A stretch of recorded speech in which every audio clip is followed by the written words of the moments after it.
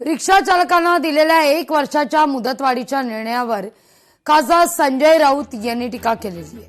फडणवीसांना आपणच बॉस आहे ठासून सांगायचं आहे, याकरता हा निर्णय घेण्यात आलाय असं राऊत म्हणतात।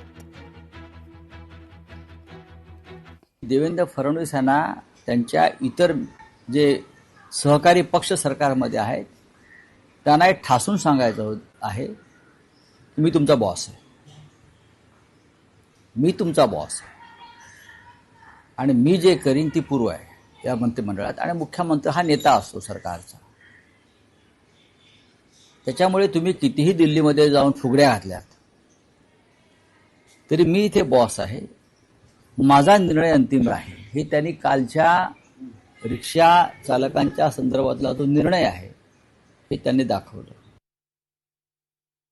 एकनाथ शिंदे जे बाळासाहेब ठाकरेंच्या विचारधारेच्या गोष्टी करत असतात त्याने ह्याच्यावरती बोलायला पाहिजे की अमित शहांचा निर्णय आम्ही मानणार नाही, अमित शहांचा, देवेंद्र फडणवीसांचा नाही, अमित शहांचा निर्णय।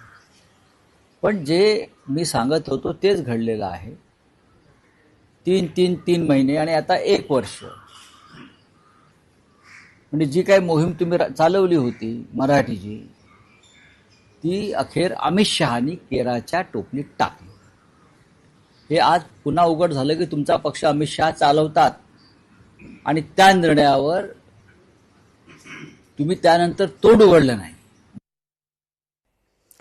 मुंबई मनपात महायुतीमध्ये महापौर पदाकरता 2.5 वर्षांचा फॉर्म्युला ठरला, मात्र शिवसेनेकडे केवळ 1.25 वर्ष महापौर पद असेल, सूत्रांकडून कळतंय।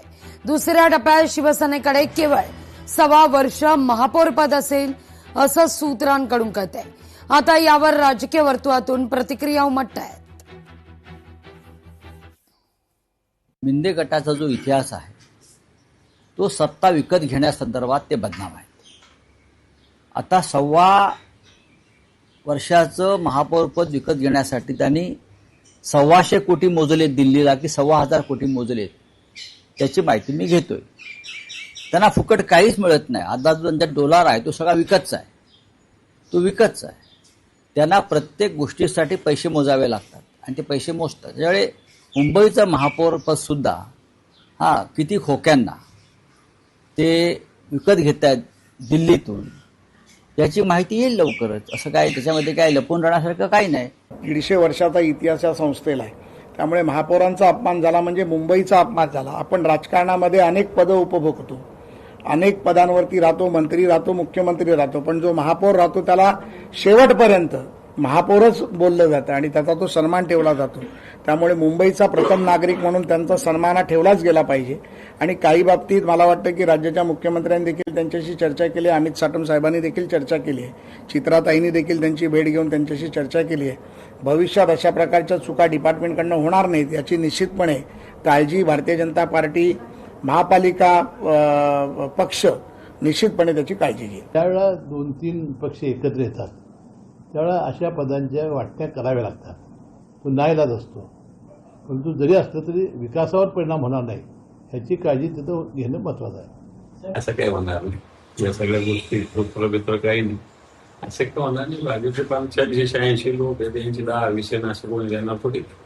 ते झालं एकदा मुख्यमंत्री कमी संख्या असताना भाजपला गरज होती, आता काही असं काही होणार नाही। लोकशाही मराठी ऐका, पहा, जागरूक रहा।